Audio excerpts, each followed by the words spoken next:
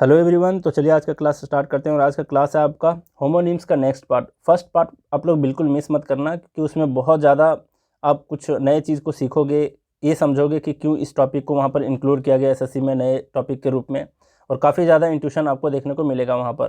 ठीक है, तो आप उस पार्ट को आप लोग मिस मत करना।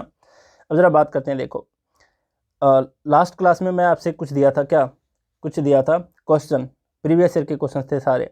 कौन कौन से क्वेश्चन थे? देखो, ये था एक आपका question, there is no alternate so we must live now. अब ऑल्टरनेट मैं पढ़ा चुका हूँ, उसके साथ पढ़ाया था ऑल्टरनेटिव, है ना। ऑल्टरनेटिव का मतलब होता है चॉइस और फिर विकल्प। ऑल्टरनेट का मतलब होता है बारी बारी से। तो क्या यहाँ पर बारी बारी का सेंस दे रहा है कि यहाँ बोल रहा है कि कोई बारी बारी से नहीं था इसलिए हमें लिव कर जाना चाहिए। भाई बारी बारी से मीनिंग ले रहे हैं तो ये गलत हो जा रहा है ना। सेंस ही नहीं दे रहा है इसका सही। ऑल्टरिंग लिखेंगे, ऑल्टर का मतलब होता है बदलना और ऑल्टरिंग का मतलब फेर बदल। तो क्या कोई फेर बदल नहीं था इसलिए हमें वहाँ से चले जाने चाहिए थे? नहीं, ये भी मीनिंग आपका करेक्ट नहीं दे रहा है। यहाँ पर ये मीनिंग आपका सही दे पा रहा है विकल्प वाला। क्या है इसका मीनिंग? कि कोई भी विकल्प नहीं था, कोई भी चॉइस नहीं था हमारे पास, इसलिए हमें क्या करना चाहिए? छोड़कर वहाँ से चले जाने चाहिए, है ना। मतलब आप जिस भी काम से वहाँ पर गए थे, है ना, और आपका वहाँ पर काम नहीं बनता हुआ नज़र आ रहा है, तो क्या कहोगे कि हमारे लिए कोई विकल्प नहीं है भाई यहाँ पर, तो हमें क्या करना चाहिए? हमें यहाँ से छोड़कर ही जाना चाहिए लास्ट में। तो विकल्प वाला ऑप्शन यहाँ पर करेक्ट दे रहा है, इसलिए ऑप्शन नंबर 20 क्या होगा आपका करेक्ट आंसर होगा। ऑल्ट्रेशन एक बार पढ़ लो। ऑल्टरनेशन, ऑल्टरनेशन का मतलब अदल बदल। तो क्या हमें कोई अदल बदल, मतलब देयर इज़ नो अदल बदल, इस तरीके से समझो कि कोई भी अदल बदल नहीं था इसलिए हमें वहाँ से छोड़कर चले जाने चाहिए थे। ये भी आपका गलत मीनिंग दे रहा है, इसलिए ऑप्शन नंबर 20 का क्या होगा करेक्ट। और जितने लोग आंसर दिए थे पिछले वीडियो के कमेंट में, सबके आंसर सही थे ये वाला। बस सेकंड वाला आंसर थोड़ा सा गलत था, मैं बताता हूँ क्यों। यहाँ पर पढ़ते हैं। यहाँ पर अगर आप पढ़ोगे रीडाउटेबल तो पता चलेगा कि डाउट से रिलेटेड है कुछ, लेकिन यहाँ पर डाउट से कोई लेना देना आपका नहीं है। रीडाउटेबल का मीनिंग ही कम्प्लीटली चेंज है यहाँ पर। देखो, we need honest workers not people of redoubtable integrity. अब यहाँ पर समझना कि रीडाउटेबल का मतलब होता है वैसे लोग जो फियर क्रिएट करते हो, है ना, भयानक कोई चीज़ें या फिर कोई व्यक्ति रीडाउटेबल हो सकते हैं, जो फियर को क्रिएट करे, भयानक हो। अब ज़रा पढ़ करके देखो कि हमें वैसे मतलब हमें ऑनेस्ट वर्कर्स चाहिए, और हमें क्या नहीं चाहिए? Not people of redoubtable integrity. Integrity का मतलब ईमानदारी, है ना। तो वैसे ईमानदार व्यक्ति हमें नहीं चाहिए जो रीडाउटेबल हो, मतलब भय को क्रिएट करने वाला हो। ये तो सेंस अच्छा नहीं दे रहा, इसलिए इसका आंसर नहीं होगा। अच्छा बुरा लगने से कोई मतलब नहीं है, कॉन्सेप्ट को भी यहाँ पर समझना है। देखो कैसे, यहाँ पर समझोगे तो दो पार्ट है सेंटेंस का। एक पार्ट में पॉजिटिव आइडिया बताया है, दूसरे में नेगेटिव सेंस दे रहा है। अब समझो, यहाँ पर आपको ऑनेस्ट वर्कर्स चाहिए, तो आगे क्या नहीं चाहिए? जो ऑनेस्ट से थोड़ा सा उलट हो। बात को समझ रहे हो? तो यही छोटी छोटी बातों पर आपको फोकस करना है, ध्यान देना है, जो मैं बीच बीच में बताते रहता हूँ। तो आपको ऑनेस्ट वर्कर्स चाहिए, लेकिन क्या नहीं चाहिए? जो ऑनेस्ट से थोड़ा सा उल्टा हो। तो क्या भय क्रिएट करने वाला ऑनेस्ट से उल्टा है? बिल्कुल नहीं, इसलिए इसका आंसर नहीं हो सकता। अब डाउटिंग का बात कर लेते हैं। देख लो, डाउटिंग का मतलब संदेह करने वाला। मान लो किसका मीनिंग आप नहीं जानते कि संदेह करने वाला है, लेकिन हो सकता है डाउट, तो आप अगर इसमें देखोगे डाउट छुपा हुआ है, ये तो समझ जाओगे कि कहीं ना कहीं डाउट से रिलेटेड है। मतलब तो इस पर डाउट किया जा सके या फिर ये खुद ही किसी के ऊपर डाउट करे। इसका मीनिंग होता है कि जो दूसरों पर संदेह करे, है ना, डाउटिंग। अगर आप मीनिंग इसका समझ जाते हो कि ऐसा व्यक्ति जिस पर संदेह किया जा सके, तो भी आप गलत नहीं सोच रहे हो, ठीक है, वहाँ तक भी सही हो। लेकिन अब पुट करते हैं यहाँ पर। देखो, डाउटिंग अगर पुट करते हैं, डाउटिंग इंटीग्रिटी वाला नहीं चाहिए, है ना, मतलब जिस पर शक किया जाए वैसे व्यक्ति मुझे नहीं चाहिए। ये तो बिल्कुल फिट बैठ रहा है, डाउटिंग तो फिट बैठ रहा है। कैसे? क्योंकि ऑनेस्ट से थोड़ा सा उलट तो है ही भाई डाउटिंग, है ना, तो इसको हम रख सकते हैं। लेकिन फिर भी ये गलत है, बताता हूँ क्यों। अब यहाँ पर आपका ग्रामर काम आएगा। ग्रामर क्या कहता है? देखो, ग्रामर ये कहता है कि ऑफ के बाद, मतलब कोई भी प्रीपोजिशन के बाद टू को छोड़ करके, है ना, इसके पीछे बहुत सारे कॉन्सेप्ट हैं। मतलब टू के साथ कोई वर्ब फर्स्ट फॉर्म में भी आ सकता है क्योंकि वो इन्फिनेटिव का काम करता है, और भी बहुत सारे कॉन्सेप्ट हैं। लेकिन यहाँ पर क्या है? देखो, यहाँ पर ऑफ मतलब प्रीपोजिशन के बाद हम जानते हैं कि जो भी वर्ब आता है उसका आईएनजी फॉर्म आता है ना। आईएनजी फॉर्म आता है मतलब ये वर्ब की तरह काम नहीं करेगा, उस टाइम वहाँ पर जेरंड का काम करेगा, जो एक तरह का नाउन होता है। क्लियर? तो कहोगे सर डाउटिंग तो सही है, फिर ऑफ के बाद आईएनजी फॉर्म में आ गया, बिल्कुल करेक्ट है। अब आगे के कॉन्सेप्ट देखो, हर एक प्रीपोजिशन का एक ऑब्जेक्ट होता है। ये तो मैं बता चुका हूँ, 1000 गोल्डन रूल्स वाले सीरीज़ में ही बहुत बारी बताया हूँ कि हर एक वर्ब का अपना ऑब्जेक्ट हो सकता है, या फिर प्रीपोजिशन है तो उसका ऑब्जेक्ट हो सकता है, और वो ऑब्जेक्ट या तो नाउन होगा या फिर प्रोनाउन होगा। बात समझ में आई? अब जरा देखो, तो जाहिर सी बात है कि इसका एक ऑब्जेक्ट है जो कि एक नाउन है, प्रोनाउन तो है नहीं, तो ये भी समझिए कि इंटीग्रिटी यहाँ पर दूसरा नहीं हो सकता, ये नाउन ही हो सकता है। और नाउन की विशेषता कौन बताएगा? नाउन की विशेषता अगर हम डाउटिंग को रख देते हैं तो डाउटिंग आईएनजी वाला फॉर्म किसका काम करेगा? ये नाउन का ही काम करेगा, जेनर का काम। तो क्या एक नाउन की विशेषता कोई दूसरा नाउन बताएगा? बात समझ रहे हो? ऐसा पॉसिबल नहीं है, इसलिए यहाँ पर डाउटिंग भी आपका गलत था। तो यहाँ पर आपको ग्रामर भी आना चाहिए था डाउटिंग को एलिमिनेट करने के लिए। क्लियर? अब यहाँ तक पूरा कॉन्सेप्ट आपका क्लियर है कि फर्स्ट ऑप्शन क्यों नहीं होगा। डाउटफुल को देखते हैं। डाउटफुल मतलब जिस पर शक किया जा सके। चलिए, जिस पर शक किया जा सके वैसे इंटीग्रिटी वाला व्यक्ति हमें नहीं चाहिए। देखते हैं कि ये सही है कि नहीं, आगे पढ़ लेते हैं। डाउटलेस है मतलब बेशक, बिना संदेह का, मतलब जिस पर संदेह नहीं किया जा सके, वैसे इंटीग्रिटी वाला व्यक्ति हमें नहीं चाहिए। पढ़ने में काफ़ी कॉम्प्लेक्स लग रहा है ना, और इसी में लोग कन्फ्यूज थे, ज़्यादा लोग कन्फ्यूज थे इसी में कि डाउटफुल होगा या फिर डाउटलेस होगा। कई लोगों ने बताया सर डाउटलेस होगा, क्योंकि आप इसलिए नहीं पकड़ पा रहे क्योंकि यहाँ पर नॉट दे रखा है, नॉट से ही कन्फ्यूजन क्रिएट हो रहा है। मैं आपको एक सही तरीका बताता हूँ। इस तरीके से जब भी कन्फ्यूजन क्रिएट होना, तो ये बड़े बड़े जो शब्द हैं इसको हटा करके इसके लिए एक शब्द खुद से चूज़ करो। जैसे यहाँ पर है डाउटफुल। डाउटफुल मतलब जिस पर शक किया जा सके, यानी कि ये आदमी जो है एक बुरा आदमी होगा, है ना। कोई भी वर्ड दे दो इसके लिए, नेगेटिव वर्ड, तो एक बुरा आदमी होगा जिस पर शक किया जा सके, है ना। कोई ऐसी हरकत करे आपकी कंपनी में जिस पर बार बार शक जाता हो, तो वो एक बुरा ही आदमी होगा, ये बुरा आदमी है। और डाउटलेस का मतलब जिस पर हम संदेह नहीं करें, मतलब क्या, ये अच्छा आदमी है ना। अब ये अच्छा और बुरा को यहाँ पर पुट करके देखो, है ना, क्या मीनिंग दे रहा है। अगर हम अच्छा को पुट करके देखते हैं तो क्या है कि हमें अच्छा इंटीग्रिटी वाला व्यक्ति नहीं चाहिए। बात को समझे। अब भाई कोई अच्छा इंसान होगा तो हमें क्यों नहीं चाहिए, ज़रूर चाहिए, लेकिन यहाँ पर बोला है नहीं चाहिए। नहीं चाहिए तो कौन आदमी नहीं चाहिए? बुरा आदमी हमें नहीं चाहिए। तो इसका मतलब है कि इन दोनों में आपका बी नंबर ऑप्शन करेक्ट होगा। बात समझ में आई? मुझे उम्मीद है कि आप बहुत अच्छे से समझ गए होंगे। ये उतना छोटा क्वेश्चन नहीं था, इसको समझने के लिए बहुत सारे कॉन्सेप्ट भी आपको चाहिए थे, लेकिन हाँ, हो सकता है कि आप इन दोनों में कन्फ्यूजन आपके पास क्रिएट हो, और अगर पूरा ग्रामर का कॉन्सेप्ट नहीं आया तो बहुत लोग इसमें भी टिक लगा करके चले आएंगे, है ना। तो क्यों नहीं होगा ए, क्यों नहीं होगा सी, ये आप समझ गए अच्छे से, और इसका आंसर होगा बी। अब आगे बात करते हैं, देखते हैं।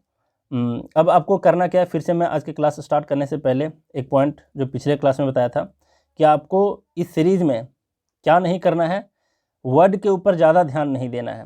वर्ड का मीनिंग तो आप पहले से भी जान रहे होंगे, है ना, लेकिन उसका यूज नहीं समझ पा रहे थे। तो यहाँ पर आपको सबसे ज़्यादा फोकस किस पर करना है, यहाँ जो भी एग्जाम्पल्स मैं दिया हूँ, सेंटेंस दिया हूँ, क्वेश्चन जो दिया हूँ, उस पर फोकस करना है, उस वर्ड से ज़्यादा उसके यूजेस पे फोकस करना है। और दूसरा मेरे प्रवचन पे, है ना।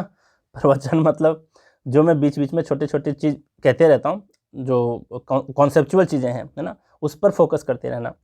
अब बात करते हैं, देखो यहाँ पर क्या है। हाँ, और भाई जिनको मेरे से पर्सनल गाइडेंस चाहिए, आप मुझे व्हाट्सअप नंबर पर मैसेज करोगे और वहाँ पर लिखोगे पर्सनल गाइडेंस, ठीक है। वहाँ हाई हेलो करने आओगे ना भाई, तो शायद आपको रिप्लाई मिल सकता है या फिर नहीं भी मिल सकता।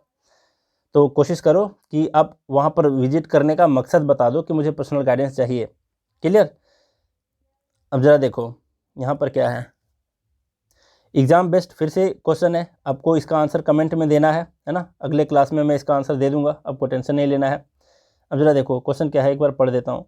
All the guests spontaneously remarked that the dish was very tasty. क्या यहाँ पर एरर है भाई, ये आपको बताना है। क्लियर?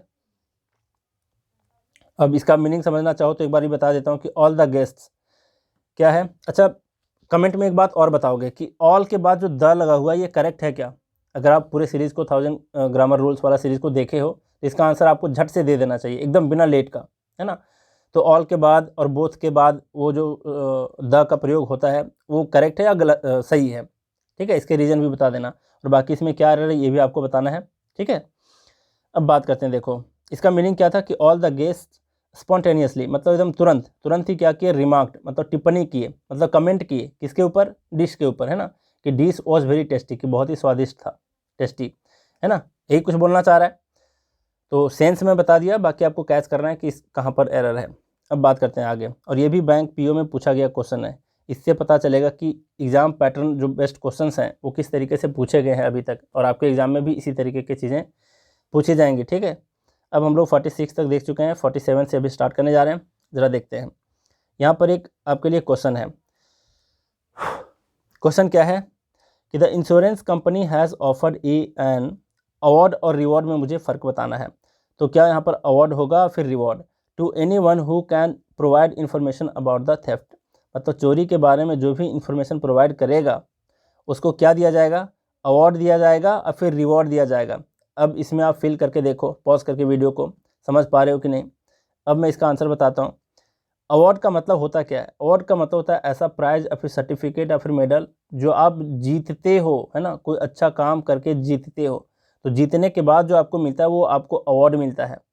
बात को समझ गए। और रिवॉर्ड का मतलब क्या होता है कि ये आपको ऐसा व्यक्ति देता है जिसके लिए कोई आप अच्छा काम किए हो। अब आप जाओगे ओलंपिक में खेलने के लिए, है ना, जेवलिन थ्रो करोगे वहाँ पर जा कर के, तो आप किसी व्यक्ति के लिए काम थोड़े कर रहे हो, वहाँ पर आप जीतने के लिए गए हो, तो वहाँ पर आपको अवार्ड मिलेगा ना कि रिवॉर्ड मिलेगा। बात समझ में आई। मतलब रिवॉर्ड आपको कोई खुशी खुशी देता है और अवार्ड आपको तब देता है जब आप किसी कंपटीशन में भाग लेकर के कोई चीज़ को जीत रहे होते हो। क्लियर।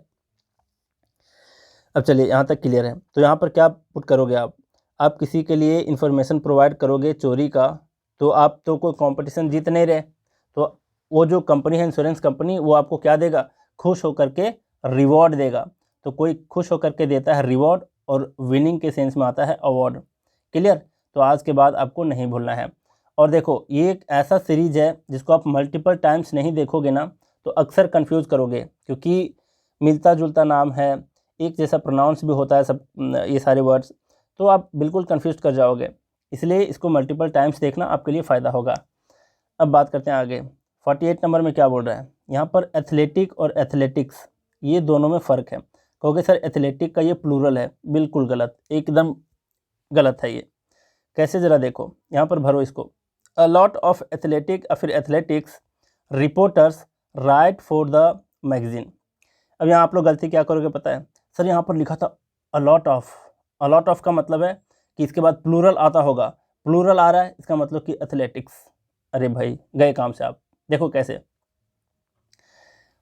है ना, ऐसे आपको गेस नहीं करना है। मेरा कहने का मतलब ये था कि अलॉट ऑफ से आपको गेस नहीं करना है, आपको इसका सटीक मीनिंग जानना है, समझने की कोशिश करो।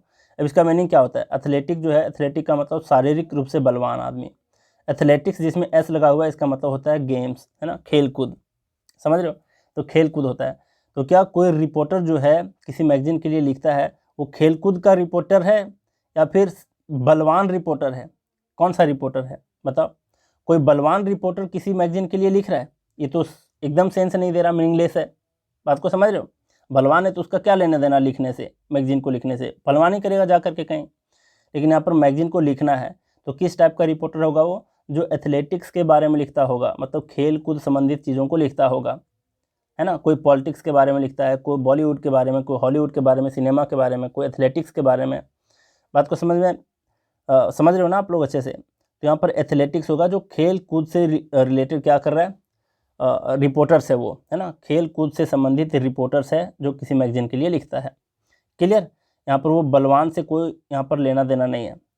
एथलेटिक का मतलब बलवान से मतलब है कि आप बिल्कुल फिट हो, है ना, और काफ़ी ताकतवर हो शारीरिक रूप से, तब एथलेटिक होता है।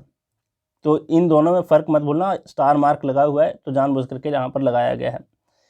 स्टार मार्क देखना कितना काम आएगा आपके एग्ज़ाम में। अब आगे बढ़ते हैं। यहाँ पर है 4 चीज़ों के बीच फ़र्क है आपको समझना।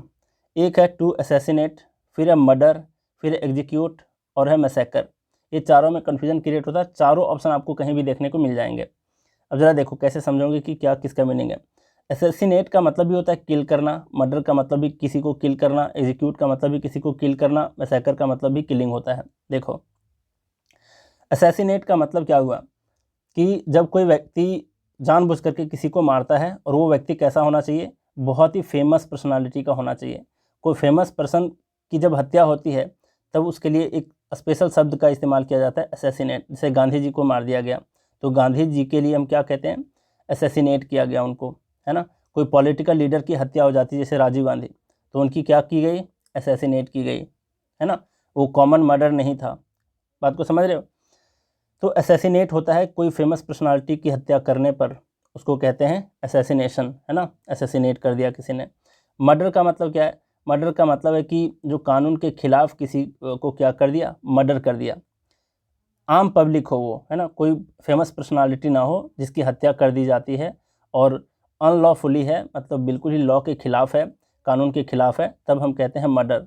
और अगर आप किसी की हत्या करते हो, किल करते हो, है ना, एक पनिशमेंट के तौर पर, मतलब कानूनन रूप से, तब उसको कहते हैं एग्जीक्यूट। क्योंकि मर्डर का मतलब है बिना मतलब कानून के खिलाफ, तो कानून के साथ वाला को क्या बोलेंगे, एग्जीक्यूट करना, है ना। जैसे किसी को फांसी की सज़ा होती है तो आप लोग सुने होंगे कि उसको क्या किया गया, एग्जीक्यूट किया गया, है ना, किसी को पनिश दिया गया, किसके हिसाब से, अकॉर्डिंग टू द लॉ। समझ गए बात। मैसेकर का मतलब क्या होता है, मैसेकर का मतलब होता है कि एक लार्ज नंबर ऑफ पीपल की हत्या कर देना एक साथ, है ना, मैसेकर कहलाता है। क्लियर। तो हिंदी मीनिंग यहाँ पर नहीं देखना है, इसको नरसंहार भी बोलते हैं वैसे, बहुत सारे लोगों की एक साथ हत्या कर देना। तो आपको जानना क्या था, इसके बीच क्या अंतर था, to assassinate, to murder, to execute और मैसेकर। क्लियर।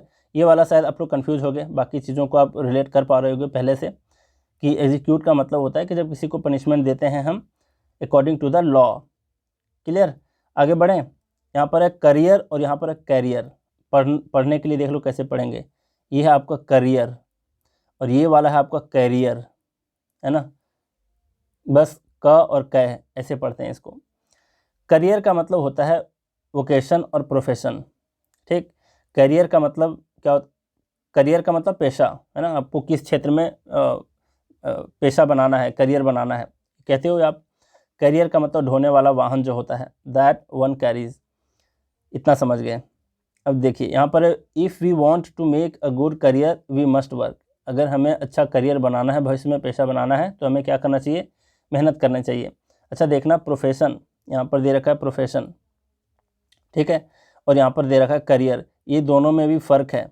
मीनिंग में देखने गए तो पता चला कि करियर का मीनिंग यहाँ पर प्रोफेशन दे रखा है। जैसे मैं अगर आपको बताऊँ कि आप टीचिंग करियर को स्टार्ट किए हो, क्या कह रहे हो, टीचिंग करियर को स्टार्ट कर रहे हो, ऐसे ही कहते हैं हम लोग कि हमें मतलब हमने टीचिंग करियर में आया, इस तरीके से वर्ड यूज कर लेते हैं, लेकिन ये गलत है। प्रोफेशन किसके लिए इस्तेमाल होता है, एक स्किल्ड व्यक्ति के लिए। स्किल्ड व्यक्ति कहने का मतलब कि कोई विशेष क्षेत्र का हो, जैसे कि टीचिंग है, डॉक्टर है, इंजीनियर है, बात समझ रहे हो। तो उसमें जो स्पेशल क्षेत्र में आते हैं उसके लिए प्रोफेशन का इस्तेमाल होता है। करियर का मतलब होता है एक लॉन्ग जर्नी होता है, करियर का एक लॉन्ग जर्नी होता है। जैसे अभी आप स्टूडेंट हो, कहीं आप ट्यूशन पढ़ा रहे हो, फिर पता चला कोई कोचिंग में पढ़ाने चल गए, और फिर हो सकता है कोई छोटी कंपनी को ज्वाइन कर लिए, है ना, कहीं कंप्यूटर टाइपिस्ट जो होता है उसका काम कर लिए। तो आप एक करियर बनाने के लिए बहुत सारे जॉब से होकर के गुजरते हो, तब वहाँ पर कहा जाता है करियर का इस्तेमाल। लेकिन प्रोफेशन का मतलब होता है किसी विशेष क्षेत्र में। तो मुझे उम्मीद है आप अच्छे से समझ पा रहे होंगे इस चीज़ों को, ठीक है। अब जरा आगे बढ़ते हैं। अच्छा, प्रोफेशन जो है एक स्पेशल, इसके लिए ट्रेनिंग चाहिए होती है, लेकिन करियर में ज़रूरी नहीं कि आपको स्पेशल ट्रेनिंग मिले। जैसे कि लोग कहते हैं कि ये जो है इसका पॉलिटिकल करियर ख़राब हो गया, ऐसे बोलते हैं ना, पॉलिटिकल करियर ख़राब हो गया। आप लोग न्यूज़पेपर अगर पढ़ते हो तो, है ना, न्यूज़पेपर तो मेरी आदत है समझ लो पढ़ने की। तो पॉलिटिकल करियर ख़राब हो गया, इसका क्या मतलब है, पॉलिटिकल करियर का मतलब कि ये व्यक्ति जो है पॉलिटिक्स में जो ये करियर अपना बनाया है, इसको स्पेशल ट्रेनिंग की ज़रूरत नहीं पड़ी थी। बात को समझ रहे हो, अनपढ़ लोग भी बन जाते हैं इसके लिए, लेकिन प्रोफेशन में खास नॉलेज होना भी चाहिए, स्किल भी होना चाहिए। तो रिलेट कर पा रहे हो। जो सूक्ष्म अंतर था ये था कि करियर जो होता है एक लॉन्ग जर्नी है, और उस बीच में आप बहुत सारे जॉब को चेंज किए, लेकिन प्रोफेशन जो है एक स्पेशल क्षेत्र में आप विशेषज्ञ बन गए, है ना। इंजीनियरिंग क्षेत्र में गए तो इंजीनियर बन गए, मेडिकल क्षेत्र में गए तो आप डॉक्टर बन गए, है ना, और लॉ के क्षेत्र में गए एडवोकेट बन गए, जज बन गए, तो उसको कहते हैं प्रोफेशन, स्पेशल होता है वो। क्लियर। अब इन दोनों में क्या फ़र्क था आप समझ गए। अब आगे बढ़ते हैं। इसका मीनिंग क्या था, द गुड्स का मतलब सामान होता है ना, गुड्स का मतलब सामान। The goods were taken to the destination on public carrier. Public carrier का मतलब होता है जो पब्लिक वाहन होता है, ट्रक वगैरह, है ना, उसको कहते हैं पब्लिक कैरियर। अब नेक्स्ट है आपका कॉन्फिडेंट। कॉन्फिडेंट का मतलब होता है आश्वस्त होना, एकदम बिल्कुल विश्वस्त हो जाना, है ना, सर्टेन हो जाना, श्योर हो जाना किसी चीज़ को लेकर के। I am very confident of my friend success in the interview, कि इंटरव्यू में मेरा दोस्त को सक्सेस मिलेगा, इस बात को लेकर के हम काफ़ी कॉन्फिडेंट हैं, श्योर हैं। कॉन्फिडेंट, यहाँ पर देख लो एक ही लेटर का फ़र्क है, यहाँ पर ई है, यहाँ पर ए है ना। और इस ए का मतलब क्या होता है? कॉन्फिडेंट का मतलब होता है क्या है कि one who shares a secret, जो व्यक्ति आपसे क्या करे, सीक्रेट को शेयर करे। बोलते हैं ना वो मेरा सीक्रेट कीपर फ्रेंड है, नहीं बोलते सीक्रेट कीपर, मतलब हर किसी का एक फ्रेंड होता है जो उसके सीक्रेट को हर सीक्रेट को जानता है ना। मेरे भी ऐसा एक दोस्त है, भाई है, कज़िन है, लेकिन हम लोग समझो कि बचपन से रहे एक ही साथ, एक ही क्षेत्र में पढ़े भी हैं, मतलब शहर भी चेंज किए हैं, मुझे लगता है 4-5 शहर चेंज किए हम लोग अभी तक, तो एक ही साथ गए हर एक जगह, तो वो हर एक सीक्रेट को जानता है मेरे बारे में। तो मेरे लिए क्या है, वो कॉन्फिडेंट है ना, कॉन्फिडेंट। तो इस चीज़ को याद रखना, दिल के करीब दोस्त। अब ज़रा देखो इसका क्या दिया है, वंस ही इज़ कॉन्फिडेंट, मतलब एक बार कभी वो कॉन्फिडेंट हुआ करता था, दिल के करीब कोई दोस्त हुआ करता था। Now Dinesh is the arc enemy of his mentor, जो उसका मेंटोर है, जो उसको मार्गदर्शन करता है, उसका वो बिल्कुल ही दुष्ट एनिमी बन चुका है। मतलब नहीं बोलते हैं कि वंस अपॉन ए टाइम, है ना, मतलब कभी हुआ करता था दिल के करीब, लेकिन अभी उसका जानी दुश्मन बन गया है, ऐसे बोलते हैं। तो कॉन्फिडेंट का मतलब होता है दिल के करीब रहने वाला व्यक्ति जो अपना सीक्रेट को शेयर करता है ना। अगर मैं आपसे सीक्रेट शेयर करता हूँ तो मैं आपके लिए क्या हूँ, कॉन्फिडेंट हूँ। और कॉन्फिडेंट का मतलब आश्वस्त, विश्वस्त। तो कंफ्यूज नहीं करना, यहाँ पर विशेष जो आपका ध्यान मुझे आकर्षित करना है इस पर, यहाँ पर ई था, यहाँ पर ए है, बस इतना फ़र्क है। चलिए आगे बढ़ते हैं। नेक्स्ट है कॉम्प्लीमेंट और कॉम्प्लीमेंट, क्या फ़र्क है दोनों में? कॉम्प्लीमेंट, देखो यहाँ भी आई का फ़र्क है और यहाँ पर ई का फ़र्क है, तो ये छोटे छोटे चीज़ों को आपको ध्यान देना पड़ेगा। कॉम्प्लीमेंट का मतलब होता है रिगार्ड देना किसी को, है ना, आदर, सम्मान या फिर प्रशंसा देना, ठीक है। और कॉम्प्लीमेंट का मतलब होता है पूरक, दैट कंप्लीट्स। बात को समझ गए? जैसे कि मैं बताऊँ आपको, एक ये स्ट्रेट लाइन है, यहाँ पर एक पॉइंट है ना, यहाँ पर एक लाइन खींचती है, ठीक। अब ये जो एंगल है, यहाँ जो पूरा का पूरा एंगल होता है वो कितना होता है, 180 डिग्री होता है। अगर ये जो है 80 डिग्री है, ये 80 डिग्री है, तो इस 180 डिग्री का पूरक कौन है, ये वाला 100 डिग्री। बात समझ रहे हो? तो हालांकि मैथमेटिक्स में जाओगे तो इसको पूरक नहीं बोलते, संपूरक बोलते हैं। पूरक वाला जो आता है कॉम्प्लीमेंट्री एंगल बोलते हैं 90 डिग्री को, है ना, और सप्लीमेंट्री बोलते हैं 180 डिग्री को। दोनों का मीनिंग लगभग सेम ही है। तो कॉम्प्लीमेंट का मतलब होता है पूरक, मतलब एक दूसरे के पूरक। मतलब मान लिया जाए आप हो और आपकी गर्लफ्रेंड है, आप क्या हो कि आप मान लिया जाए मैथ्स में बहुत ही ज़्यादा क्या हो, मैथ्स में बहुत ही ज़्यादा कमज़ोर हो, है ना, लेकिन इंग्लिश में आप महारत हासिल की हो, और आपकी जो गर्लफ्रेंड है वो मैथ्स में बहुत अच्छी है और इंग्लिश में बिल्कुल ज़ीरो है। आप क्या कर रहे हो, इसको इंग्लिश पढ़ा दे रहे हो और ये आपको मैथ्स पढ़ा रही है, और इस तरीके से एक दूसरे के क्या बन गए आप, कॉम्प्लीमेंट। समझ गए बात को, पूरक बन गए एक तरह से। अब कॉम्प्लीमेंट का मतलब आदर और सम्मान, जैसे नहीं बोलते हैं कि oh you are looking very beautiful, ऐसे करके हम लोग क्या करते हैं, कॉम्प्लीमेंट देते हैं हमारे भाषा में। मतलब अगर इस तरीके के कमेंट अगर आप करते हो किसी के लिए कि यू आर ब्यूटीफुल, तो लोग समझते हैं अरे भाई ये तो लाइन मारने आ गया, ऐसे ही समझते हैं। लेकिन विदेशी लैंग्वेज में, मतलब विदेश के कल्चर के हिसाब से एक ये कॉम्प्लीमेंट है ना। हमारे यहाँ तो कुछ भी मीनिंग निकाल लेते हैं, थैंक यू बोलने छोड़ करके कुछ भी बोल देते हैं यहाँ पर, है ना। मतलब ऐसा होता था पहले, लेकिन अभी भी होता होगा, लेकिन अब कम होता है थोड़ा सा, क्योंकि लोग समझ गए इस चीज़ को कि भाई ये ख़राब चीज़ नहीं बोल रहा। तो समझ गए कि कॉम्प्लीमेंट क्या होता है, कॉम्प्लीमेंट क्या होता है। यहाँ पर I complimented my friend on her success, कि उसके सक्सेस पर मैंने अपने फ्रेंड को क्या भेजा, एक तरह से प्रशंसा किया, है ना, रिगार्ड दिया, सम्मान दिया एक तरह से। यहाँ पर both husband and wife are complement to each other, एक दूसरे के पूरक हैं हस्बैंड एंड वाइफ। चलिए समझ गए दोनों में क्या फ़र्क था, बस आई का फ़र्क था और ई का। ई वाला का मीनिंग होता है पूरक और आई वाला का मीनिंग होता है आदर, सम्मान, प्रशंसा, रिगार्ड्स, ठीक। अब यहाँ पर है कैनन और कैनन, बस एक एन का फ़र्क है, यहाँ पर एक एन ज़्यादा है और यहाँ पर क्या है, एक एन आपका कम है। ये जो तोप वाला है इसका मीनिंग बिग गन होता है, तोप। और यहाँ पर कैनन का मतलब प्रिंसिपल, या फिर कोई लॉ, या फिर कसौटी, मापदंड। यहाँ पर hundreds of cannons were shot in the battlefield में बहुत सारे तोप छोड़े गए, है ना। हंड्रेड्स ऑफ का मतलब सैकड़ों।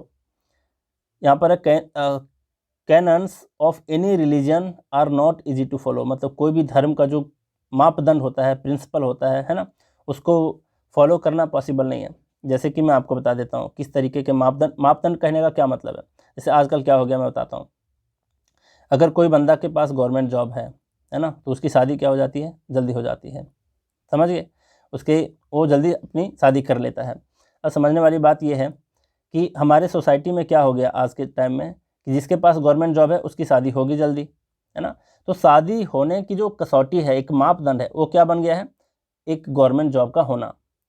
बात को समझ रहे हो कि क्या इसका अर्थ निकल रहा है। तो कैनन का मतलब होता है मापदंड। हर एक चीज़ के मापदंड होते हैं, धर्म के अपने मापदंड होते हैं, है ना। कहीं पर जॉब पाने के अपना एक कैनन होता है, प्रिंसिपल होता है, लॉ होता है। जॉब पाने का तो कम, लेकिन इसको धर्म से जोड़ सकते हैं, है ना। कहीं पर आपको ज्वाइन करना है कोई पार्टी को, तो वहाँ पर उसका एक प्रिंसिपल होता है, लॉ होता है। तो किसको क्या कहते हैं, कसौटी और मापदंड का मीनिंग भी कई लोग नहीं समझ पाते, लेकिन अभी जो मैं मीनिंग दिया आप अच्छे से रिलेट कर पाए होंगे। क्या कि अभी के सोसाइटी का एक मापदंड है कि आपके पास गवर्नमेंट जॉब हो तो आपकी शादी जल्दी हो जाएगी, है ना। तो जल्दी शादी करने के लिए आपके पास गवर्नमेंट जॉब होनी चाहिए। तो समझ गए कि क्या किसको मापदंड कहते हैं। तो कैनन डबल एन था जिसका मतलब तोप होता है, सिंगल एन था इसका मतलब है मापदंड कसौटी। अब आगे बढ़ते हैं। ये काफ़ी ज़्यादा बार पूछा गया है और मैं 100% श्योर हूँ कि इससे क्वेश्चन पूछे ही जाएंगे। और ऑप्शन में देखना तीनों रहेगा, समझ लो। मान लिया जब दे दे वहाँ पर कि सिनोनिम ऑफ गलिबल, है ना, सिनोनिम ऑफ गलिबल क्या होता है, और ये तीनों ही ऑप्शन में रहे, आप कन्फ्यूज कर जाओगे, इसलिए अच्छे से इसको सीख लो। देखो क्या होता है, क्रेडिटेबल इसका मतलब होता है प्रेज वर्दी, प्रशंसा पाने के लायक। क्रेडिबल का मतलब विश्वसनीय, जिस पर विश्वास किया जा सके। और क्रेडुलस इसका मतलब होता है मासूम जैसा कोई व्यक्ति, है ना। आर्टलेस, पिछले क्लास में बताया था आर्टलेस का क्या मतलब होता है, मतलब बिल्कुल ही मासूम व्यक्ति, है ना, जो आर्टफुल ना हो। आर्टफुल का मतलब होता है जो धूर्त होता है, जो कि चालाक होता है। और आर्टलेस का मतलब क्या, जो मासूम होता है, अनाड़ी होता है ना, सिंपल सा व्यक्ति होता है, उसको बोलते हैं क्रेडुलस। अब समझो, ये तो क्लियर है, इसको तो रट्टा मारना ही पड़ेगा, आप चाहे जो भी कर लो, कोई चारा नहीं इसके बिना। तीनों के मीनिंग काफ़ी ज़्यादा कन्फ्यूजिंग है, और भाई आपको इसको सीखने के लिए 3-4-5 बार पढ़ना पड़ेगा, लिख करके भले ही आपको याद करने हो, लेकिन आप याद कर लो। हो सकता है क्रेडिबल का मीनिंग कभी कभी आपको ध्यान में आ जाए, प्रशंसनीय होता है ना, यही मिस करोगे और कुछ नहीं। इसलिए आज के बाद आपको मिस नहीं करना है, तीनों को बार बार रिपीट करके पढ़ो। क्रेडिटेबल का मतलब होता है प्रेजवर्दी, प्रशंसा करने के पाने के लायक। क्रेडिबल का मतलब विश्वास करने लायक कोई व्यक्ति। क्रेडुलस का मतलब होता है मासूम सा व्यक्ति, अनाड़ी होता है, जो किसी की बातों में वो जल्दी आ जाता है ना, किसी पर भी जल्दी से विश्वास कर लेता है। जैसे बच्चे होते हैं, बच्चे को बोल दो कि तुमको झाड़ी से उठा कर लाए हैं, तो कई दिनों तक, मतलब 6-7 साल तक तो कम से कम उसके दिमाग में यही बैठा रहता है कि भाई मेरे को झाड़ी से लाया गया। मेरे को भी ठगा जाता था बचपन में, है ना, दीदी लोग ऐसे ही ठगती थी। तो बच्चे होते हैं जो हैं वो बिल्कुल ही क्रेडुलस होते हैं, है ना, आर्टलेस होते हैं, बिल्कुल ही मासूम होते हैं, अनाड़ी होते हैं, जो किसी की बातों में जल्दी आ जाते हैं, विश्वास कर लेते हैं। और इसका जो सिनोनिम होता है ये गलिबल होता है। तो ध्यान रखना, क्रेडुलस का होता है गलिबल, क्रेडुलस का होता है गलिबल। और गलिबल का मतलब जो किसी की बातों में जल्दी आ जाए, विश्वास जल्दी कर ले, है ना, मासूम से व्यक्ति, अनाड़ी से व्यक्ति। अब यहाँ देखो क्रेडिटेबल का क्या दिया है sentence, it is really creditable for a village boy to have topped the university. कि भाई जाहिर सी बात है कि कोई अगर विलेज का बॉय है और यूनिवर्सिटी टॉप कर गया है, अभाव में हमेशा जिया है, शहर में रह करके नहीं पढ़ा, उसके बावजूद भी वो यूनिवर्सिटी टॉप कर गया है, तो क्रेडिटेबल बात है ना, मतलब कि प्रशंसनीय बात है, वो प्रशंसा पाने लायक है, योग्य है उसके। तो क्रेडिटेबल का मतलब होता है प्रशंसा पाने लायक। फिर है your excuse is not credible, मतलब तुम्हारा जो एक्सक्यूज़ है ना, बहाना, वो विश्वसनीय नहीं है ना। यहाँ पर प्रशंसनीय मत सोच लेना, विश्वसनीय नहीं होता है किसी के बहाने, है ना, मतलब विश्वास करने लायक नहीं है, ये यहाँ पर बोल रहा है। क्रेडुलस का क्या दिया है, children are credulous by nature, वो नेचर से ही क्या होते हैं, क्रेडुलस होते हैं, मासूम होते हैं, अनाड़ी होते हैं, जो किसी की बातों में जल्दी आ जाते हैं। ध्यान रखोगे, फिर से रिपीट कर दूँ एक बार ताकि याद रहे। क्रेडिटेबल का मतलब प्रेजवर्दी, प्रशंसनीय। क्रेडिबल का मतलब बिलीवेबल, विश्वसनीय। क्रेडुलस का मतलब सिंपल, आर्टलेस, मासूम, है ना, जो किसी की बातों में जल्दी आ जाए। और इसका खास करके मैं बताया हूँ कि गलिबल सिनोनिम होता है, जान के बताया हूँ क्योंकि बहुत सारे एग्जाम में पूछे गए हैं। आगे बढ़ते हैं, कोमा और कॉमा। कोमा का मतलब यहाँ पर को लिखो, यहाँ पर कौ लिखो, है ना। तो यहाँ पर है कोमा, कोमा का मतलब स्टेट ऑफ अनकॉन्शियसनेस। और यहाँ पर कॉमा है मतलब अ मार्क ऑफ पंक्चुएशन, है ना, जो यहाँ पर एक कॉमा दे रखा है ना, इसमें ब्रैकेट में देखो, ये कॉमा है ना, ये कॉमा, इसी को बोलते हैं कॉमा। चलिए अब जरा देखते हैं, बेहोशी की हालत को बोलते हैं coma. After the accident my friend had been in state of coma for several hours. बहुत घंटे तक एक्सीडेंट के बाद मेरा दोस्त क्या रहा, कोमा में रहा, मतलब बेहोशी की हालत में रहा। कॉमा का मतलब, comma is a very important part of learning punctuation. Punctuation को सीखने के लिए कॉमा एक बहुत ही महत्वपूर्ण पार्ट हो जाता है। आगे है कॉर्पोरल और कॉर्पोरियल, काफ़ी ज़्यादा कन्फ्यूजिंग है, इसको भी ध्यान से समझना। आप सेंटेंस से ही पकड़ लोगे, है ना, सेंटेंस से ही आप समझ जाओगे कि कहना क्या चाह रहा है। कॉर्पोरल का मतलब होता है आपके शरीर से रिलेटेड, किसी व्यक्ति के शरीर से रिलेटेड, फिजिकल बॉडी से रिलेटेड। कॉर्पोरियल का मतलब होता है मटीरियलिस्टिक, मतलब सांसारिक। सांसारिक मतलब इस देश, ये जो संसार है, ये जो विश्व है, उससे संबंधित बातों को अगर कहे तो कॉर्पोरियल होगा, और कॉर्पोरल होगा। बस एक ई का फ़र्क है, देख रहे हो, बस यहाँ पर रियल है और यहाँ पर रल है। तो कॉर्पोरल का मतलब शरीर से संबंधित, और कॉर्पोरियल का मतलब संसार से संबंधित। समझ रहे हो बात को? अब समझने की बात करना, देखो यहाँ पर है, in our school the children are not given corporal punishment. मतलब हमारे स्कूल में बच्चे को शारीरिक दंड नहीं दिया जाता, है ना। तो शारीरिक समझिए यहाँ पर। अब यहाँ पर मटेरियलिस्टिक और संसारिक कहने का क्या मतलब है? जैसे कि मैं बोलूँ कि ghosts are not corporeal beings, मतलब इस संसार से रिलेटेड नहीं है ये घोस्ट, है ना, ये अलग ही दुनिया से है, स्पिरिचुअल दुनिया से है ना, स्पिरिट की दुनिया से है। अब जरा देखो, तो कॉर्पोरियल समझ गए कि ये संसार से रिलेटेड नहीं है घोस्ट। ये कहने का मतलब है, जैसे मैं कहूँ कि अटैचमेंट, मोह माया, है ना, मोह माया का इंग्लिश होता है अटैचमेंट। तो अटैचमेंट नहीं बोलते हैं कि भाई ये मोह माया जो है ना बिल्कुल सांसारिक चीज़ है, मतलब इस संसार से जुड़ा हुआ चीज़ है ये। मोह माया में क्या कौन कौन सी बातें आती हैं? बॉयफ्रेंड अपने गर्लफ्रेंड से बहुत ज़्यादा लगाव रखा है, बेटा अपने बाप से इतना ज़्यादा लगाव है कि उसको अपने सामने से दूर नहीं रखना चाहता। तो ये सब क्या है? मोह माया का एक पार्ट है, अटैचमेंट है ना, उससे आप अटैच्ड हो काफ़ी ज़्यादा। तो ये जो मोह माया जो शब्द है, ये क्या शो करता है कि ये संसार से रिलेटेड बात कर रहा है, सांसारिक चीज़ों से रिलेट कर रहा है ये, है ना, फिजिकल बॉडी से किसी के ये नहीं कर रहा, ये रिलेट नहीं कर रहा। लग्जरी, भोग विलास कहते हैं ना, ये सब भी क्या है? अब कहोगे सर इसका भी तो भोग विलास और अटैचमेंट हो सकता है, आपके कन्फ्यूजन क्रिएट हो, इसलिए मैं ये सारे शब्दों को दे दिया हूँ ताकि आप समझ पाओ, रिलेट कर पाओ कि सांसारिक चीज़ अलग होता है, फिजिकल बॉडी अलग होता है। कॉर्पोरल और कॉर्पोरियल में आप डिफ्रेंशिएट कर पाओगे, मुझे उम्मीद है। रिपीट नहीं करोगे, रिवाइज करके नहीं देखोगे, भूल जाओगे, क्योंकि मैं समझ रहा हूँ ना, लोगों के बीच रहा हूँ, तो मुझे पता चल जाता है किस तरीके से लोग कन्फ्यूज होते हैं। फिर यहाँ पर है कॉम्प्रिहेंसिव और यहाँ पर है कॉम्प्रिहेंसिबल, दोनों में फ़र्क है। कॉम्प्रिहेंसिव का मतलब होता है एग्जॉस्टिव, और फिर एक्सटेंसिव जिसका मतलब होता है विस्तृत, बहुत बढ़ा चढ़ा कर, है ना, बढ़ा चढ़ा कर नहीं, मतलब लंबा चौड़ा। यहाँ पर समझो, comprehensive steps have been taken to meet with unforeseen emergency, है ना, मतलब कुछ जो भविष्य में आने वाले इमरजेंसी हैं उसको लेकर के क्या किया गया, बहुत ही अधिक अच्छे तरीके से, मतलब स्टेप्स लिए गए, कदम उठाए गए, अच्छे तरीके से कदम उठाए गए। इसका मतलब क्या कि बहुत विस्तृत रूप से कदम उठाए गए।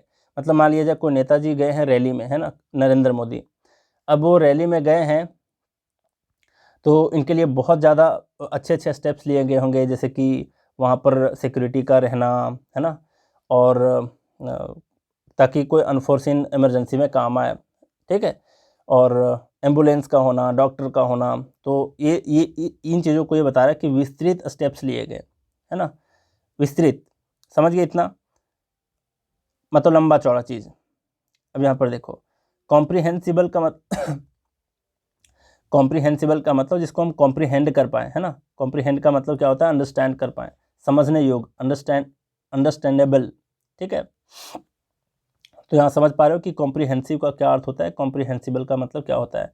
यहाँ पर है कि the talk of the new student in our class was not comprehensible to us at all, मतलब बिल्कुल ही हम लोग के लिए, जो नया स्टूडेंट आया था उसकी जो बातें थी वो हम लोगों के लिए समझने योग्य बिल्कुल ही नहीं थी, है ना। तो कॉम्प्रिहेंसिबल का मतलब समझने योग्य, चलिए समझ गए आप। फिर है कॉन्टेजियस और कॉन्टिगुअस, कॉन्टेजियस।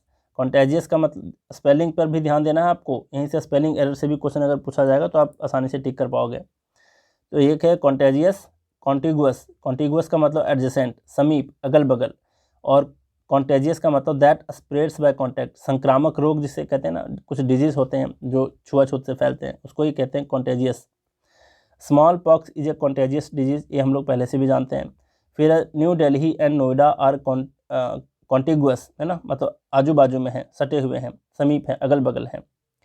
फिर है सेंस्योर, सेंस्योर का मतलब होता है किसी की निंदा, फिर निंदा करना। सेंसर का मतलब होता है, सेंसर बोर्ड होता है एक, है ना, नियंत्रक जिसको कहते हैं। Examination of films and place, नाटक और फिल्मों को जो एग्जामिन करते हैं उस बोर्ड को कहा जाता है नियंत्रक बोर्ड, है ना, सेंसर बोर्ड। मतलब मान लिया जब कोई मूवी किसी ने बनाया तो वहाँ पर एक देख रेख करने वाला कि मूवी में कुछ गलत चीज़ों को तो ऐड नहीं कर दिया, है ना, अगर कर दिया तो उसको कट करके निकालो, ऐसी बातें हम सुने होंगे। तो ये काम कौन करता है? सेंसर बोर्ड करता है। तो स्पेलिंग पर ध्यान देना, यहाँ पर ओ है और यहाँ पर यू भी है और लास्ट में आई भी है ना। तो ये जो सेंसर होता है इसका मतलब होता है नियंत्रक। नेक्स्ट है आपका, इस सेंसर का मतलब एक डिवाइस होता है ना, मतलब आप कभी जाते हो कहीं पर तो देखते हो कि आपको देखते ही क्या हुआ, दरवाज़ा अपने आप खुल गया, है ना, शीशे का दरवाज़ा अपने आप खुल गया। अच्छे अच्छे मॉल गए होगे आप अगर, तो देखे होगे। अच्छा, कहीं पर आप हाथ को ऐसे रखते हो बेसिन के सामने, पानी अपने आप गिरने लग जाता है, मतलब वहाँ पर कोई एक डिवाइस रखा गया जो सेंसर है, आपके हाथ को सेंस कर लेता है और पानी को गिराना स्टार्ट कर देता है ना। तो स्पेलिंग में फ़र्क था, अब ध्यान रखोगे, पढ़ते एक ही जैसा है सबको। इसको सेंस्योर, इसको सेंसर, इसको भी सेंसर। एग्जाम्पल देखो, censure motion tabled by the opposition fail through. अब कहोगे सर यहाँ पर वॉज नहीं लगा हुआ है, फिर ये सही गलत नहीं है क्या? Censure motion was tabled by someone, भाई ऐसा नहीं। देखो पहले भी बता चुका हूँ कि वर्ब का थर्ड फॉर्म और आईएनजी वाला फॉर्म एडजेक्टिव का काम करता है। सेंस्योर मोशन आपका क्या है? आपका एक नाउन है, कंपाउंड नाउन, ठीक। इसको मॉडिफाई कर रहा है एक टेबल्ड, मतलब वर्ब का थर्ड फॉर्म, जो कि एक एडजेक्टिव का काम कर रहा है। यहाँ तक समझ गए? By the opposition fail through, fail through का मतलब होता है विफल हो जाना, है ना, असफल हो जाना। यहाँ पर कहने का क्या मतलब, इसकी मीनिंग तो बहुत कोई नहीं समझ पाएंगे, समझा देता हूँ अच्छे से। देखो, सेंस्योर मोशन का मतलब होता है, सेंस्योर मोशन का मतलब होता है निंदा प्रस्ताव, है ना, जैसे कि विधानसभा वगैरह में जो लाया जाता है सामने, सबके सामने। और टेबल का मतलब होता है, टेबल मतलब सिर्फ मेज़ नहीं होता, जो आप मेज़ पर बैठते हो पढ़ाई करने के लिए टेबल बैठते हो, वो नहीं होता सिर्फ, ठीक है। अब यहाँ पर क्या है कि टेबल का एक अर्थ होता है प्रेजेंट करना, प्रस्तुत करना है। देखो यहाँ पर मैं बखूबी लिख दिया हूँ, प्रस्तुत करना होता है, पेश करना होता है। तो इसका क्या मतलब हुआ कि एक निंदा प्रस्ताव को पेश किया गया अपने ओपोजिशन के द्वारा, जो कि फेल थ्रू हो गया।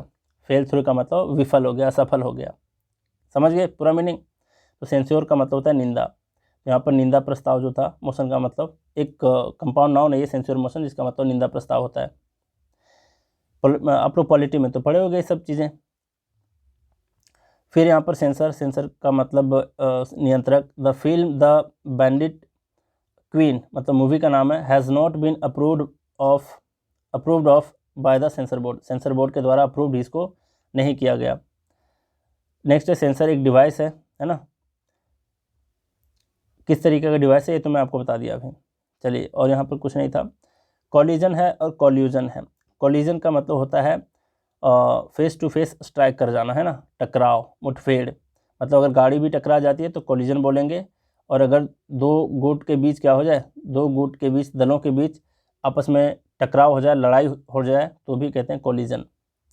यहाँ पर है due to heavy fog the car met with a collision, मतलब बहुत ज़्यादा हेवी फॉग था, धुंधला था वहाँ पर बहुत ज़्यादा, तो क्या हो गया कि कार एक एक्सीडेंट, मतलब एक्सीडेंट हो जाता है और कॉलिजन हो जाता है, मतलब फेस टू फेस किसी दूसरी गाड़ी से टकरा जाता है। कॉल्यूजन का मतलब होता है, देखो अभी आई और यू का फ़र्क है, यहाँ पर मैं हूँ, यहाँ पर यू हो, है ना, मतलब आप हो, समझ रहे हो। तो आप कहाँ पर मिली भगत कर रहे हो, कोई नेता से मिली भगत कर रहे हो, और मैं जो हूँ क्या कर रहा हूँ, उसी वजह से आपसे टकरा रहा हूँ, याद रहेगा।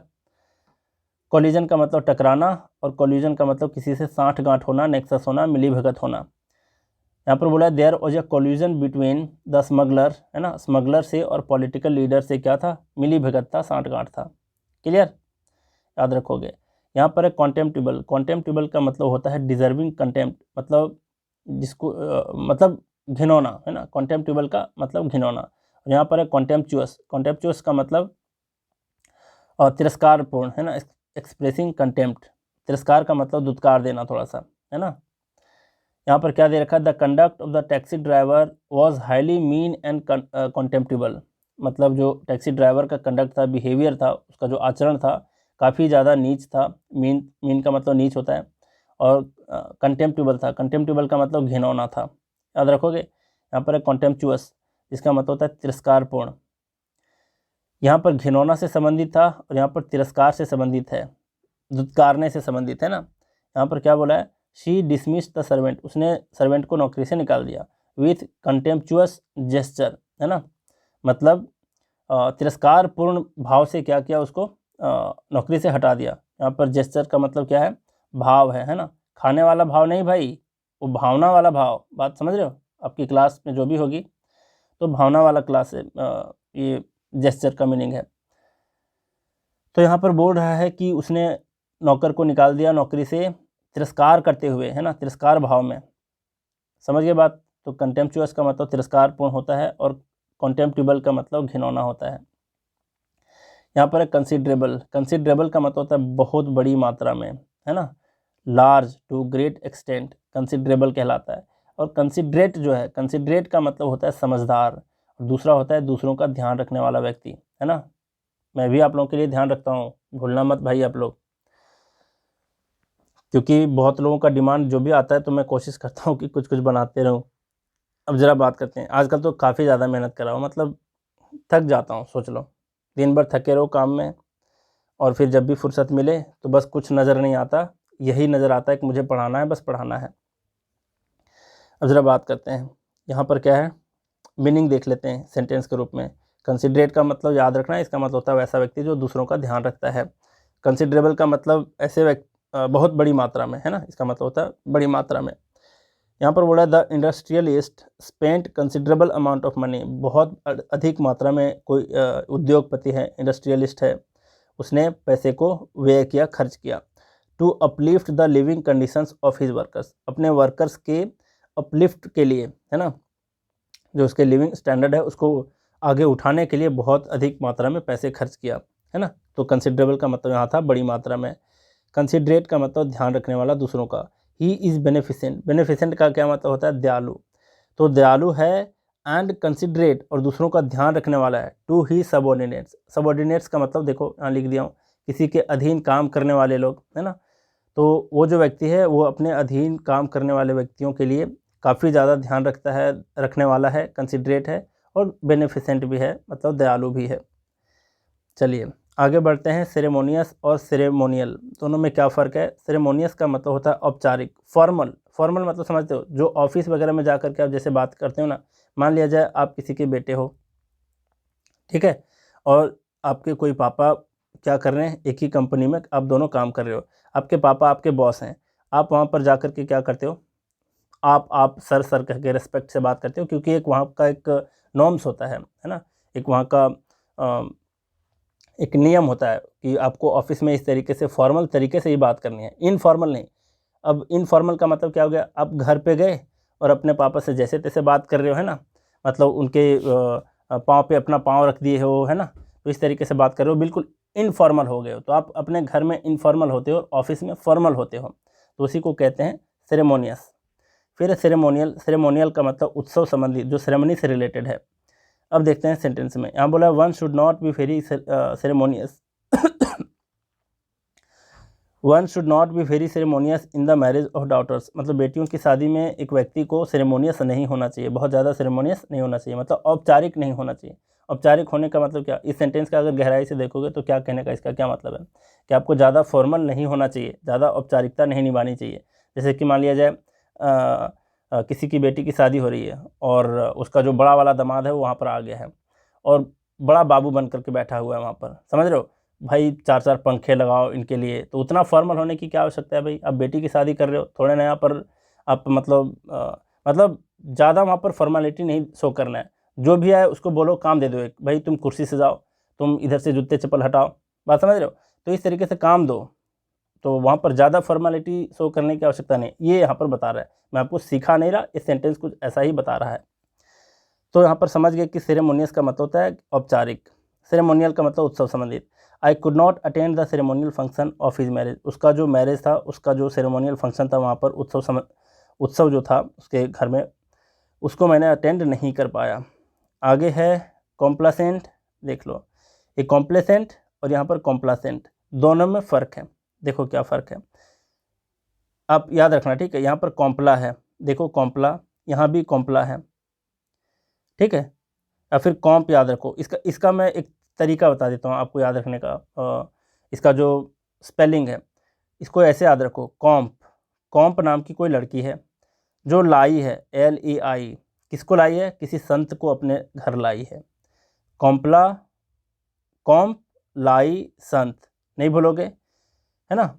और किस तरीके के संत को लाई है, जो बिल्कुल ही खुशमिजाज किस्म का है, समझ रहे हो, काफ़ी ज़्यादा प्लीजिंग है, ओब्लाइजिंग है, विनयी है, बहुत ज़्यादा शिष्ट है, समझ रहे हो बात को। तो कॉम्प नाम की लड़की लाई एक संत, कॉम्प्लासेंट, ऐसे याद रखो। तो कॉम्प्लेसेंट का मतलब क्या हो गया, खुश मिजाज, और इसको खुद से याद रख लेना। He is popular with his friends on account of his complacent nature. On account of का मतलब क्या होता है, के कारण, है ना, बहुत बारी बताया हूँ इसको। ऑन अकाउंट ऑफ एक फ्रेज है जिसका मतलब होता है के कारण। यहाँ पर बोल रहा है कि वह बहुत ही अपने फ्रेंड सर्कल में पॉपुलर है, फेमस है, किस लिए, खुशमिजाज नेचर होने की वजह से, है ना, काफ़ी विनयी, काफ़ी शिष्ट उसका नेचर है, इसलिए काफ़ी ज़्यादा वो फेमस है। यहाँ पर कॉम्प्लेसेंट का मतलब है आत्मसंतुष्टि, सेल्फ सेटिस्फाइड, है ना, आत्मसंतुष्ट। दिया most of the students of my class are complacent, मतलब जो अधिकतर स्टूडेंट हैं हमारे क्लास के। अब बताओ यहाँ पर मोस्ट के पहले द का इस्तेमाल क्यों नहीं हुआ, देखते हैं कमेंट में कौन बताता है, कौन मेरे रूल्स को फॉलो कर रहा है, 1000 रूल्स को। तो मोस्ट के पहले तो दा लगता है, सुपरलेटिव डिग्री है, फिर यहाँ पर क्यों नहीं लगा ये आप बताओगे कमेंट में। कह रहा है कि मैक्सिमम स्टूडेंट जो है मेरे क्लास के वो काफ़ी ज़्यादा आत्मसंतुष्ट हैं, मतलब मेरे पढ़ाए हुए से काफ़ी ज़्यादा संतुष्ट हैं। इन देयर आउटलुक, मतलब अपने दृष्टिकोण में क्या है, अपने विचारों से क्या है, काफ़ी ज़्यादा संतुष्ट हैं, आत्मसंतुष्ट हैं। And will not revolt against the principal, और प्रिंसिपल के खिलाफ क्या नहीं करेंगे, रिवोल्ट नहीं करेंगे, विरोध नहीं करेंगे, विद्रोह नहीं करेंगे। क्लियर। तो याद रखना कॉम्प्लेसेंट का मतलब होता है विनयी और फिर खुशमिजाज, और कॉम्प्लेसेंट का मतलब होता है आत्मसंतुष्ट। आगे बढ़ते हैं, यहाँ पर है कॉन्शियस, ये भाई काफ़ी ज़्यादा इंपॉर्टेंट, चारों को रट्टा मार लो, नहीं मारोगे पछताओगे, है ना। कोशिश करूँगा कि अभी आप सीख जाओ कुछ कुछ, ठीक है। इसमें सबसे ज़्यादा जो कन्फ्यूजिंग है उसको मैं इसका स्पेलिंग बता दूंगा कैसे याद रखना है। यहाँ पर है कॉन्शियस, कॉन्शियस का मतलब होता है जागरूक और फिर अवेयर होना, किसी चीज़ से जागरूक होना। यहाँ पर है कॉन्साइंस, इसको कॉन्साइंस पढ़ो, कौन है, कौन का मतलब ऐसे भी कौन होता है, कौन का मतलब होता है चोर, है ना, मतलब बदमाश लोग को कौन बोलते हैं। और कॉप, एक होता है कॉप, कॉप का मतलब पुलिस, और कौन का मतलब चोर, ठीक है। तो कौन है और साइंस है, कौन साइंस, ठीक, आत्मसमझ, साइंस पढ़ोगे तो एक चोर अगर साइंस पढ़ लेता है तो उसके आत्मसमझ बढ़ जाती है ना, इनर वॉइस उसका बढ़ जाता है, अच्छे से काम करता है। कौन साइंस हो गया, यहाँ पर कौन साइंस याद रखोगे, मीनिंग नहीं भूलोगे। साइंस का मीनिंग अगर नहीं जानते भाई तो याद रख लो आज से ही, है ना। साइंस का मीनिंग बहुत लोग नहीं समझ पाते, ग्रेजुएट हो जाते हैं लेकिन साइंस का स्पेलिंग गलत कर देते हैं। अब जरा देखो, कॉन्साइंस याद रखोगे, इसका मतलब आत्मसमझ होता है। कॉन्शस का मतलब अवेयर होता है, जागरूक होता है। कॉन्सेंसस, ये काफ़ी ज़्यादा आप लोग पढ़ते होगे न्यूज़पेपर वगैरह में, है ना, चाहे तो पास्ट के कुछ न्यूज़ के बारे में अगर सुनते होगे तो कब कॉन्सेंसस किया गया, है ना, मतलब एक वोटिंग होता है एक तरह से, उसको बोलते हैं आम सहमति, है ना, जनरल एग्रीमेंट, कॉन्सेंसस, ठीक है। और यहाँ पर क्या है, कॉन्शियस, देखो भाई कॉन्शियस कैसे याद रखोगे, कॉन्शियस, ये वाला कॉन्शस है, ये कॉन्शियस है, कॉन्शस कॉन्शियस, ठीक। अब जरा देखो, पढ़ने से मतलब नहीं है, आपके एग्ज़ाम में पढ़ने से कोई लेना देना नहीं, अब कितनों भी तोड़ फोड़ करके पढ़ो कोई फ़र्क नहीं पड़ता, लेकिन स्पेलिंग एरर करोगे बहुत कुछ जा सकता है, आपका बहुत कुछ नुकसान हो सकता है। अब देखो यहाँ पर तो मैं बता दिया कि स्पेलिंग कैसे याद रखना है। कॉन्सेंसस जो है ये आप आसानी से याद रख लोगे, और यहाँ पर कॉन्शस है ये भी याद हो ही जाएगा, कोई बहुत बड़ी बात नहीं है, देख लो कैसे याद रखोगे। यहाँ पर कौन सी, है ना, कौन सी वाली लड़की, है ना, इस तरीके से याद रखोगे, कौन सी, और लास्ट में है यहाँ पर OUS, बात को समझ रहे हो, मतलब एडजेक्टिव में जो देखते हो आप लोग OUS लगा रहता है, वही वाला है कॉन्शियस, कॉन्शियस, पढ़ते इसको कॉन्शस है लेकिन ये कॉन्शियस लिखाता है, तो इसको ध्यान रखो। अब सवाल करते हैं कि इसको याद रख लोगे स्पेलिंग, ये तो ऐसे भी याद रहेगा, ये इस तरीके से तोड़ करके याद रखोगे, इसका मैं गारंटी लेता हूँ कि अभी सीख जाओगे। कैसे, यहाँ भी कौन है, चलिए भाई कौन है ना, कौन, और यहाँ भी सी है जैसे इसमें था, कौन सी, और सी में SCI है, साइंस वाला SCI, है ना, साइंस में भी SCI ही होता है। फिर आपका ENT और फिर है आपका क्या IOUS, है ना, IOUS याद रखोगे। देखो कैसे, ये भी एडजेक्टिव है, IOUS जिसमें लगा रहता है वो क्या रहता है, एडजेक्टिव होता है। अब जरा देखो कैसे याद रखोगे। मान लिया जाए आपको एक ENT डॉक्टर के पास जाना है। ENT डॉक्टर पता है एक स्पेशलिस्ट होता है जो आई, नोज और थ्रोट को देखता है ना। ये तो आप लोग सुने होंगे, जानते होंगे, हॉस्पिटल जाते होंगे तो। ENT स्पेशलिस्ट के बाद कौन सी ENT स्पेशलिस्ट के पास हम लोग जाएं, है ना। IOUS को खुद याद रखोगे, है ना। एक सफिक्स होता है जो एडजेक्टिव के लिए काम करता है, एडजेक्टिव बनाने में, तो ये तो याद रह जाएगा आपको। बस यहाँ पर दिक्कत है, कौन सी ENT डॉक्टर, है ना। किसी को आप पूछ रहे हो कि कौन सी ENT डॉक्टर ईमानदार है, इस तरीके से आप पूछ रहे हो कि जितने सारे ENT डॉक्टर हैं उसमें से कौन सी डॉक्टर है जो ENT डॉक्टर है और ईमानदार है। ईमानदार क्यों बोल रहा हूँ बार बार, क्योंकि इस कॉन्शियस का मतलब होता है ऑनेस्ट, स्क्रूपलस, ईमानदार, समझ गए। तो स्पेलिंग इस तरीके से आपको तोड़ करके पढ़ना है, कहीं लिख करके रख लो, कहीं नहीं भूलोगे, ठीक है। अब बात करते हैं एक करके सेंटेंस। यहाँ पर दिया we should always be conscious of what is going on around the world, मतलब वर्ल्ड में क्या चल रहा है भाई, बाहरी की दुनिया में हर किसी को क्या होना चाहिए, मतलब वी शुड मतलब हमें क्या होना चाहिए, उससे उसके प्रति जागरूक होना चाहिए। फिर है कॉन्शियस, यहाँ पर कॉन्साइंस, है ना। कॉन्साइंस मतलब आत्मसमझ। I always act according to my conscience. बार बार पढ़ोगे ना ये चारों शब्दों को तो आपका भी मतलब कितना भी फ्लुएंट इंग्लिश बोल लेते हो, लेकिन टंग ट्विस्टिंग आपका भी होना स्टार्ट हो जाएगा, ठीक है। तो वही हो रहा है मेरे साथ भी। I always act according to my conscience, मतलब मैं कुछ भी काम करता हूँ तो अपने आत्मसमझ से करता हूँ, अपने इनर वॉइस से करता हूँ, ठीक है। अब चलिए,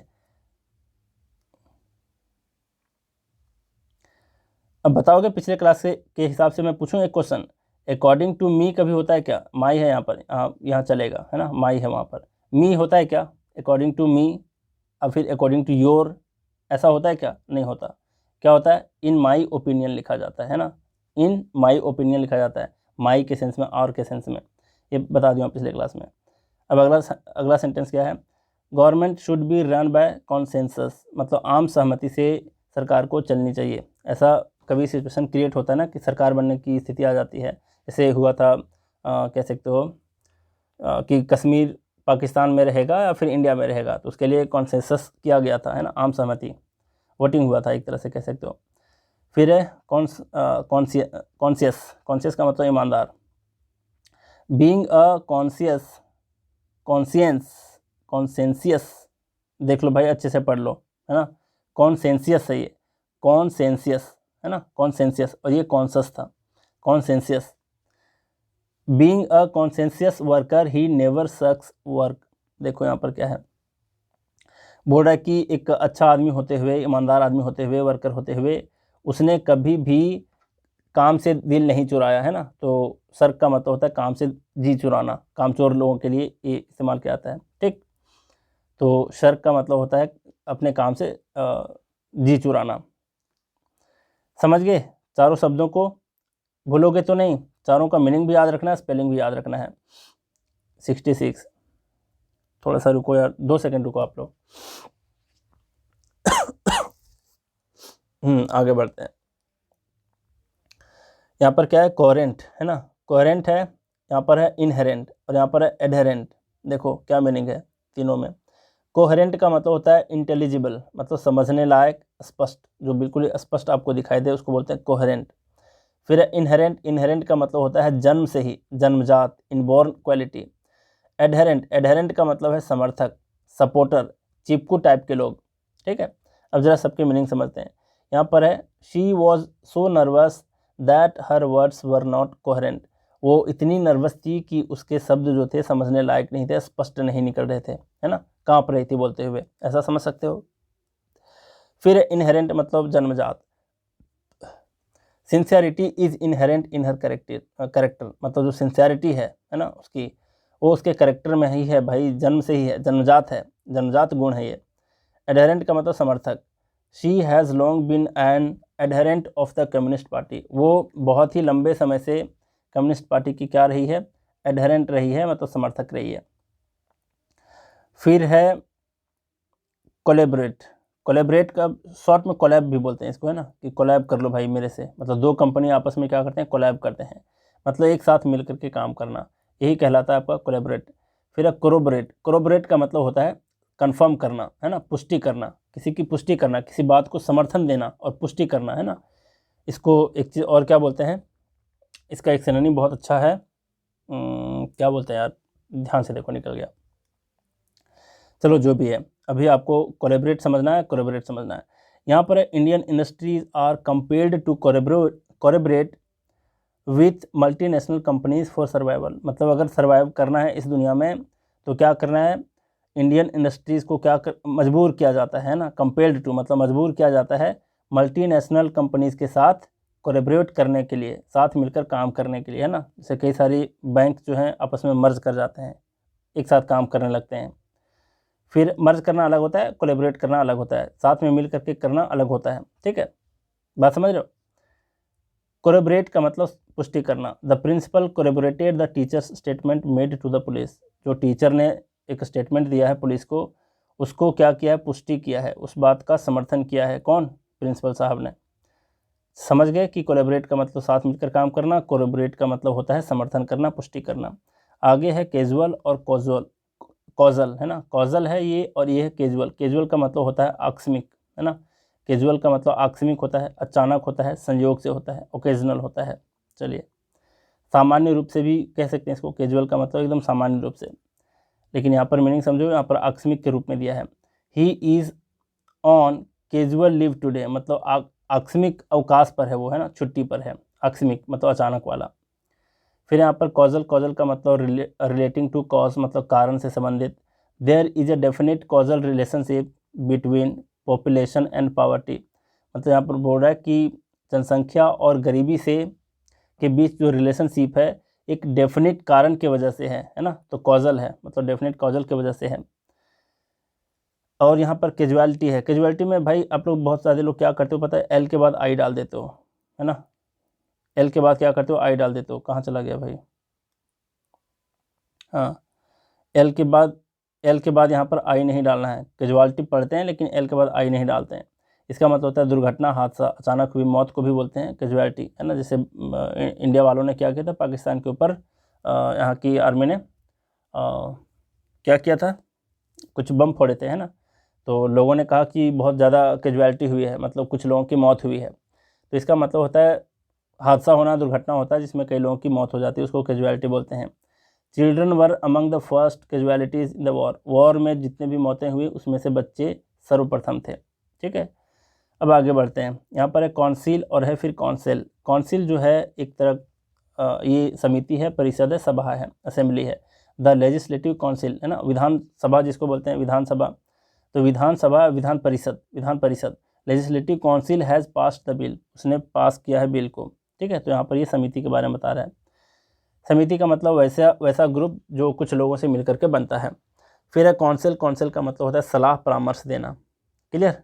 his counsel proved very beneficial in the end, मतलब अंततः क्या हुआ, उसके जो काउंसिल थे, परामर्श थे, सलाह जो थे, वो बहुत ही ज़्यादा क्या साबित हुआ, बेनिफिशियल, मतलब फ़ायदेमंद साबित हुआ। नेक्स्ट आपका काउंसिलर और काउंसिलर, ये थोड़ा सा इंपॉर्टेंट है, देख लो। काउंसिलर का मतलब होता है किसी सभा के सदस्य, है ना, किसी काउंसिल के सदस्य को बोलते हैं, मेंबर ऑफ काउंसिल को बोलते हैं काउंसिलर। इन काउंसिलर का मतलब होता है पिछले ही शब्द से रिलेटेड है, सलाह देने वाला, है ना, एडवाइज़र। यहाँ पर he is a councillor of the legislative council, वो विधान परिषद के क्या है, एक मेंबर है। और यहाँ पर काउंसिलर मतलब I have engaged a noted counsellor to defend my case, मतलब अपने केस को डिफेंड करने के लिए मैंने क्या किया है, एक बहुत ही प्रख्यात जो काउंसिलर है, सलाहकार है, उसको नियुक्त किया है। इंगेज का मतलब होता है नियुक्त करना, नोटेड का मतलब होता है काफ़ी फेमस व्यक्ति, प्रसिद्ध व्यक्ति, क्लियर। तो आज हम लोग 70 तक देखे, अगला देखेंगे हम लोग कल के वीडियो में। तो आज भी बहुत कुछ सीखे हैं आप लोग और आगे भी सीखोगे, गारंटी देता हूँ इस बात की, लेकिन मेहनत करना आपका काम है। न्यू टॉपिक ऐड किया तो इसका ये मतलब नहीं कि जैसे तैसे पढ़ करके काम चला लेंगे, नहीं, आपको डेप्थ में समझना है जैसे मैं समझा रहा हूँ, और आपको सेंटेंस पे फोकस करना है, ठीक है। तो चलिए आज भी बहुत कुछ